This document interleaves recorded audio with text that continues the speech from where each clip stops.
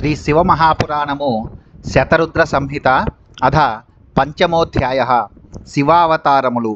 శివ ఉవాచ దశమే ద్వాపరే వ్యాస స్త్రీధామా నామతో ముని హిమవచ్చికరే రమ్యే భృగుతుంగే నగోత్తమే తత్రాపి మమ పుత్రాశ్చ భృంగాద్యాః శృతిసమ్మతాః బలబంధుర్నరామిత్రః కేతుశృంగస్తపోధనః ఏకాదశే ద్వాపరే తు వ్యాసశ్చ త్రివృతో యదా గంగాద్వారే కలౌ నామ్నా తపోహం భవితా తదా లంబోదరశ్చ లంబాక్షః కేశలంబః ప్రలంబకః తత్రాపి పుత్రాశ్చత్వారో భవిష్యంతి దృఢవ్రతాః ద్వాదశే పరివర్తేతు శతతేజాశ్చ వేదకృత్ తత్రాప్యహం భవిష్యామి ద్వాపరాంతే కళావిహ హేమకంచుకమాసాద్య నామ్నా హ్యత్రిర్భవామ్యహం వ్యాసస్యైవ సాహాయార్థం నివృత్తిపథరోపణః సర్వజ్ఞః సమబుద్ధిశ్చ సాధ్యః సర్వసుయోగినః తత్రాపి పుత్రాశ్చత్వారో భవిష్యంతి మహామునే.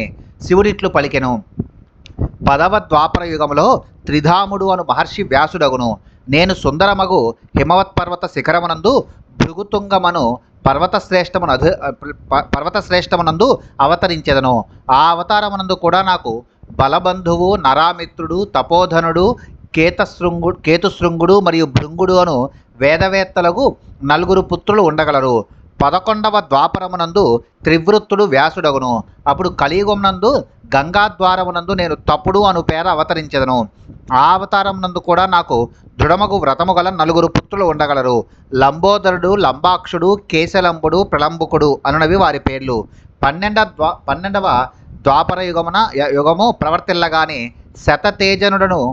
శతతేజనుడు వేదవ్యాసుడగును. ఆ ద్వాపరము పూర్తి అయిన పిదప కలియుగమునందు నేను మరలా భూమి యందు అవతరించగలడు.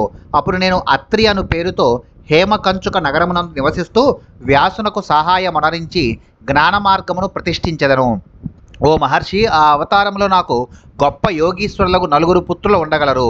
సర్వజ్ఞుడు, సమబుద్ధి, సాధ్యుడు, సర్వుడు అనునవి వారి పేర్లు. త్రయోదశే యుగే తస్మిన్ ధర్మో నారాయణ సదా వ్యాసస్తదాహం భవిత బలిర్నామ మహాముని వాలకిల్యాశ్రమే గంధమాదనే పర్వతోత్తమే సుధామా కాశ్యపశ్చైవ వసిష్ఠో విరజా శుభాః యదా వ్యాసస్తు రక్షాఖ్యః పర్యాయేతు చతుర్దశే వంశే ఆంగిరసే తత్ర భవితాహం చ గౌతమః తత్రాపి మమతే పుత్ర భవిష్యంతి కలౌ తదా అర్తిర్దాసదశ్చైవ శ్రవణోదస్రవిష్టకః వ్యాసః పంచదశే త్రయ్యారుణైర్వై ద్వాపరే యదా తదాహం భవిత వేదశిరానామ మహాముని హిమవత్పృష్టమాసాద్య సరస్వత్యాస్తథోత్తరే వేదశీర్షం మహావీర్యం మమాశ్రమమవస్థితం తత్రాపి మమ చత్వారో భవిష్యంతి సుతాధృడాః కునిశ్చ కునిబాహుశ్చ కుశశీరః కునేత్రకః. 13వ ద్వాపర యుగములో నిత్య ధర్మస్వరూపుడగు నారాయణుడు వ్యాసుడు కాగలడు. అప్పుడు నేను బలి అను పేరుగల మహర్షినై పర్వతశ్రేష్టముగు గంధమాదనమునందు వాలకిల్యుల ఆశ్రమములో అవతరించగలను. నాకు సుధాముడు, కాశ్యపుడు, వశిష్ఠుడు, విరజసుడు అను నలుగురు శుభకరులకు పుత్రులు ఉండెదరు. 14వ ద్వాపరయుగములో రక్షుడు వ్యాసుడు కాగా నేను అంగిరసుని వంశములో గౌతముడనై అవతరించెదను. ఆ అవతారములో కూడా కలియుగమునందు నాకు అత్రి, దవసదుడు, శ్రవణుడు మరియు స్నవిష్కటుడు అను నలుగురు కుమారులు కలుగగలరు. 15వ ద్వాపర యుగములో త్రయ్యారుని వ్యాసుడు కాగా నేను వేదశిరస్సు అను పేరుతో అవతరించగలను. వేదశిరస్సు అను పేరుతో మహాశక్తి గల అస్త్రము గలదు. హిమాలయములో సరస్వతీ నది యొక్క ఉత్తర తీరమునందు వేదశీర్షము అను పర్వతము గలదు. నేను అచ్చట అవతరించెదను. ఆ అవతారంలో కూడా నాకు కునిబాహుడు, కుశశీరుడు, కునేత్రకుడు అను బలవంతులకు నలుగురు కుమారులు కలిగెదరు. వ్యాసో యుగే షోడశేతు యదా దేవో భవిష్యతి తదా యోగ ప్రధానాయ గోకర్ణో భవితాహ్యహం తత్రైవ చ సుపుణ్యం చ గోకర్ణం నామ తద్వనం తత్రాపి యోగినః పుత్ర భవిష్యంత్యసు సంమితాః కాశ్యపోప్యుషనాశ్చైవ చవనోధ బృహస్పతిః తేపి తేనైవ మార్గేణ గమిష్యంతి శివాలయం. పరివర్తే సప్తదశే వ్యాసో దేవకృతంజయః గుహావాసీతి నామ్నాహం హిమవచ్చికరే శుభే మహాలయే మహోత్తంగే శివక్షేత్రే హిమాలయే ఉతధ్యో వామదేవశ్చ మహాయోగో మహాబలః పరివర్తే అష్టాదశే తు యదా వ్యాస ఋతంజయః శిఖండీ నామతోహం తద్దిమవచ్చికరే శుభే సిద్ధక్షేత్రే మహాపుణ్యే శిఖండీ నామ పర్వతః శిఖండినో వనం వాపి యత్ర సిద్ధ నిషేవితం 16వ ద్వాపర యుగంలో దేవమహర్షి వ్యాసుడై అవతరించును. అప్పుడు నేను యోగ విద్యను గరుపుటకై గోకర్ణుడనై అవతరించగలను. నేను అవతరించిన స్థలము గోకర్ణవనము అనబడును. ఆ అవతారంలో కూడా నాకు జలము వలె నిర్మలమైన యోగులు పుత్రులగుదురు. గోకర్ణవనము పరమ పవిత్రమైనది. కాశ్యపుడు, ఉసనసుడు, చవనుడు మరియు బృహస్పతి అనునవి వారి పేర్లు. వారు కూడా అదే యోగ మార్గమును అనుసరించి శివుని ధామమున చేరగలరు. 17వ ద్వాపర యుగములో దేవకృతంజయుడు వ్యాసుడగును. అప్పుడు నేను మిక్కిలి ఎత్తైనది శుభకరము మహాలయమను పేరు గలదియగు హిమాలయ శిఖరమునందు గుహావాసి అను పేరుతో అవతరించదను. ఉతధ్యుడు, వామదేవుడు, మహాయోగుడు, మహాబలుడు అను వారు నాకు పుత్రులు కాగలరు. 18వ ద్వాపర యుగములో ఋతంజయుడు వ్యాసుడగును. అప్పుడు నేను పరమ పవిత్రమైనది శుభకరమైనది సిద్ధక్షేత్రముని ప్రసిద్ధిగాంచినదియగు హిమాలయ శిఖరమునందు శిఖండి అను పేరుతో అవతరించగలను. ఆ శిఖండి ఉండే వనమున కూడా సిద్ధులు సేవించెదరు. వాచస్రవ రుచికశ్చ శ్యావాస్యశ్చ యతీశ్వరః ఏతే పుత్రా భవిష్యంతి తత్రాపి చ తపోధనాః ఏకోనవింశే వ్యాసస్తు భరద్వాజో మహామునిః తదాప్యహం భవిష్యామి జటీమాలీ చ నామతః హిమవచ్చికరే తత్ర పుత్ర మేంబుధి సంమితాః హిరణ్యనామా కౌసల్యో లోకాక్షి పృథిమిస్తథా పరివర్తే వింశతి మే భవితా వ్యాసో గౌతమః తత్రాట్టహాసా నామాః మట్టహాస ప్రియో మునిః తత్రైవ హిమవత్పృష్టే అట్టహాసో మహాగిరిః దేవమానుష యక్షేంద్ర సిద్ధచారణ సేవితః తత్రాపి మమతే పుత్ర భవిష్యంతి సుయోగినః సుమంతుర్వర్వరీ విద్వాన్ కబంధః కుశికందరః ఏకవింశే యుగే తస్మిన్ వ్యాసో వాచస్రవాయద తదాహం దారుకో నామ తస్మాద్ దారువనం శుభం. ఆ అవతారమునందు కూడా నాకు వాచస్రవసుడు, రుచీకుడు, శ్యావాస్యుడు మరియు యతీశ్వరుడు అను తపోధనులకు పుత్రులు కలుగగలరు. 19వ ద్వాపరంలో భరద్వాజ మహర్షి వ్యాసుడు కాగలడు. అప్పుడు నేను జటాధారినై మాలి అను పేరుతో అవతరించగలను. నేను హిమాలయ శిఖరమునందు అవతరించెదను. ఆ అవతారంలో నాకు సముద్రము వలె గంభీర స్వభావము గల 4 పుత్రులు ఉండెదరు. హిరణ్యుడు, కౌసల్యుడు, లోకాక్షి మరియు ప్రథిమి అనునవి వారి పేర్లు. 20వ ద్వాపర యుగములో గౌతముడు వ్యాసుడు కాగలడు. అదే సమయంలో నేను అట్టహాసుడను పేర అవతరించగలను. మానవులకు అట్టహాసమన్నా ప్రీతి మెండు. హిమాలయములలో అట్టహాసమును పెద్ద పర్వతము గలదు. దానిని దేవతలు, మనుష్యులు, యక్షప్రభువులు, సిద్ధులు మరియు చారణులు సేవించెదరు. ఆ అవతారంలో కూడా నాకు సుమంతుడు, విద్వాంసుడగు వర్వరి, కబంధుడు, కుశికంధరుడు అను గొప్ప యోగులు పుత్రులు కాగలరు. 21వ ద్వాపరయుగంలో వాచస్రవసుడు వ్యాసుడగును. అప్పుడు నేను దారుకుడను పేర అవతరించెదను. నేను అవతరించిన శుభవనమునకు దారువనమని పేరు.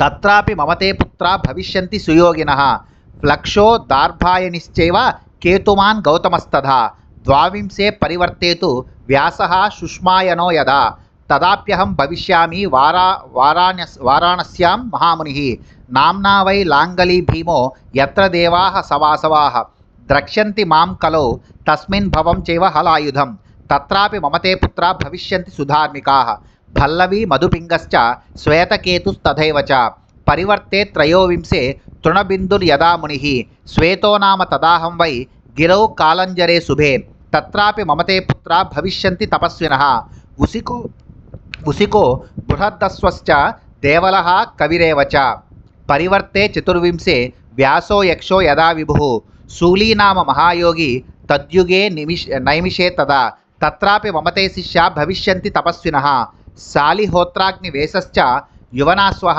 శరద్వసుః.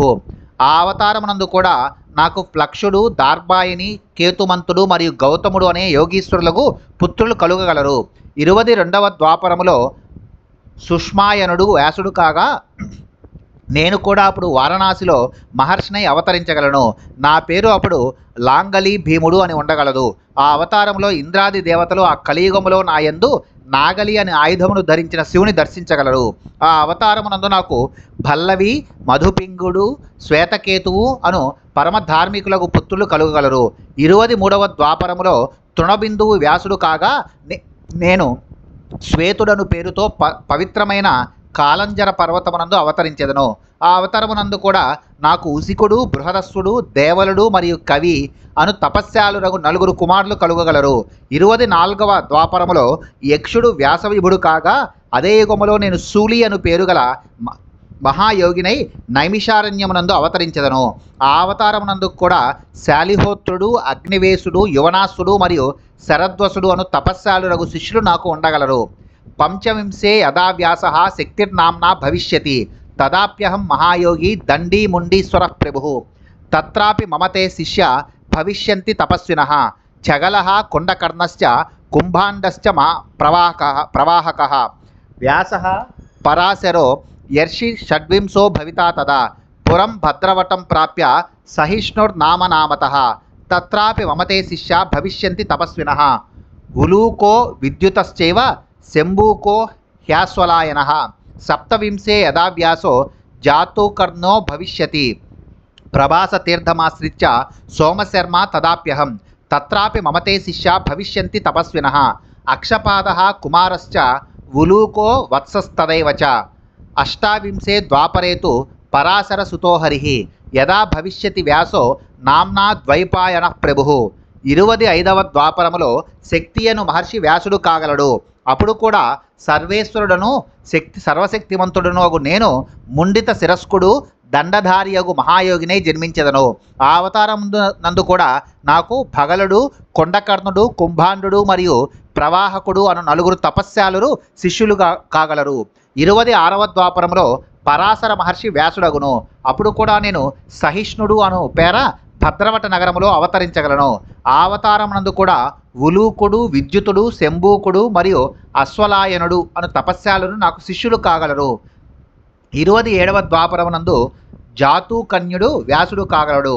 అప్పుడు కూడా నేను సోమశర్మ అను పేరుతో ప్రభాస తీర్థమునందు అవతరించగలను. అతడు కూడా నాకు అక్షపాదుడు, కుమారుడు, ఉలూకుడు మరియు వత్సుడు అను తపస్యాలురగు శిష్యులు ఉండగలరు. 28వ ద్వాపరయుగములో విష్ణువు పరాశరుని కుమారుడై వ్యాసుడు కాగలడు. ఆ ప్రభునకు ద్వైపాయనుడని పేరు.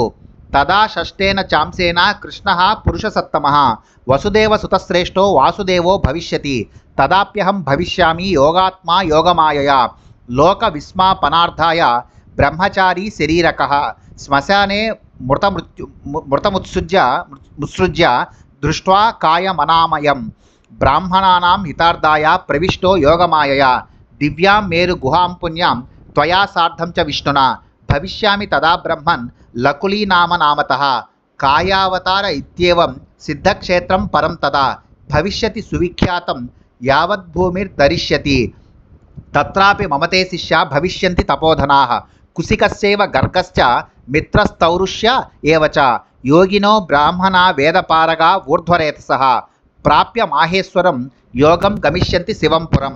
అదే కాలంలో పురుషోత్తముడగు విష్ణువు 6వ అంశముతో శ్రీకృష్ణుడై జన్మించును. వసుదేవుని శ్రేష్టపుత్రుడగు అతడు వాసుదేవుడని ప్రసిద్ధిని గాంచును. ఆ యుగమునందు కూడా నేను లోకములను ఆశ్చర్యములో ముంచెత్తుటకై యోగమాయా ప్రభావముచే యోగస్వరూపుడనై బ్రహ్మచారి శరీరమును దాల్చి అవతరించదను. నేనప్పుడు శ్మశానములో గాయములు ఇతర దోషములు లేని మృతదేహమును గాంచి యోగమాయా ప్రభావముచే స్వశరీరమును విడిచి బ్రాహ్మణులకు హితమును చేకూర్చుటకై దానిలో ప్రవేశించెదను. ఓ బ్రహ్మ, అప్పుడు నేను నీతో మరియు విష్ణువుతో కూడి దివ్యము పవిత్రమునగు మేరు పర్వత గుహను ప్రవేశించెదను. అప్పుడు నేను లకులి అను పేరుతో ప్రసిద్ధిని గాంచెదను. ఈ తీరున నా ఈ కాయప్రవేశ రూపముగు అవతారము లోకమునందు ప్రసిద్ధిని పొందును. ఆ స్థలము గొప్ప సిద్ధక్షేత్రము కాగలదు. ఈ ఖ్యాతి మరియు పవిత్రత భూమి ఉన్నంత వరకును ఉండును. ఆ అవతారమునందు కూడా నాకు కుసికుడు, గర్గుడు, మిత్రుడు మరియు తౌరుష్యుడు అను తపస్యాలురగు 4 శిష్యులు ఉండగలరు. యోగులు, బ్రాహ్మణులు, వేదవేత్తలలో అగ్రగణ్యులు మరియు ఊర్ధ్వరేతస్సులు గల ఆ శిష్యులు మహేశ్వర యోగమును పొంది శివపురమును చేరుకొనగలరు. వైవస్వతేంతరే సమ్యక్ ప్రోక్తా హి పరమాత్మన యోగేశ్వరావతారస్య సర్వావర్తేషు సువ్రతాః వ్యాసాశ్చైవాష్టావింశత్కా ద్వాపరే విభోః యోగేశ్వరావతారస్య ప్రారంభే చ కలౌ యోగేశ్వరావతారాణాం యోగమార్గ ప్రవర్తకాః మహాశైవాశ్చ చత్వారः శిష్యాः ప్రత్యేకమవ్యయాः ఏతే పాశుపతాः శిష్యా భస్మోద్దూలిత విగ్రహాः రుద్రాక్షమాలాభరణాస్త్రిపుండ్రాంకితమస్తకాः శిష్యా ధర్మరతాः సర్వే వేదాంగపారగాः లింగార్చనరతా నిత్యం బాహ్యాభ్యంతరశోచినः భక్త్యా మయి చ యోగేన ధ్యాననిష్టా జితేంద్రియాः సంఖ్యయా ద్వాదశాధిక్యశతం చ గణితా బుధైః. వైవస్వత మన్వంతరములోని అన్ని మహాయోగములయందు శివుని గొప్ప వ్రతముగల యోగేశ్వరావతారములన్నీయులు పరమాత్మ చేతనే చక్కగా వర్ణించబడినవి. ప్రతి ద్వాపరమునందు ఉండే 28 వ్యాసులు మరియు ప్రతి కలియుగమునకు ఆరంభములో శివుని యోగేశ్వరావతారములు నిరూపింపబడినవి. ప్రతి యోగేశ్వరావతారమునకు 4 శిష్యులు గలరు.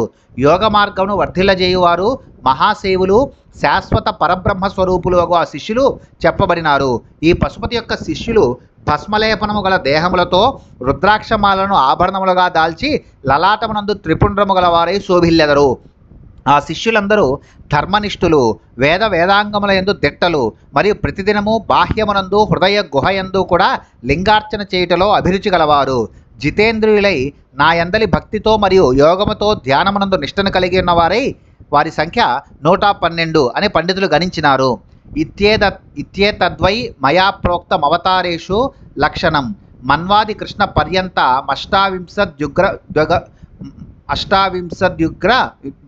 అష్టావింశద్యుగక్రమాత్ తత్ర శృతి సమూహానాం విధానం బ్రహ్మలక్షణం భవిష్యతి తదాకల్పే కృష్ణద్వైపాయనో యదా ఇత్యేవ ముక్త్వా బ్రహ్మాణమనుగృహ్య మహేశ్వరః పునః సంప్రేక్ష దేవేశస్తత్రైవాంతర ధీయత. నేను ఇంతవరకు మనువుతో మొదలడి శ్రీకృష్ణుని వరకు 28 మహాయుగములలో శివుని అవతార విశేషములను వర్ణించితిని. కృష్ణ ద్వైపాయనుడు వ్యాసుడైన ఆ మహాయుగములో వేదవాక్యములకు బ్రహ్మసూత్ర విధానము నిర్మాణమై బ్రహ్మ ప్రతిపాదకమగు వేదాంత శాస్త్రము ప్రసిద్ధినిగాంచును. దేవదేవుడకు మహేశ్వరుడు బ్రహ్మతో ఇట్లు పలికి బ్రహ్మను తన కృపాదృష్టితో అనుగ్రహించి అచటనే అంతర్ధానమయ్యను. ఇది శ్రీ శివమహాపురాణే శతరుద్ర సంహితాయాం శివావతార వర్ణనం నామ పంచమోధ్యాయః. శ్రీ శివమహాపురాణంలోని శతరుద్ర సంహిత యందు శివావతార వర్ణనమనే 5వ అధ్యాయము ముగిసినది.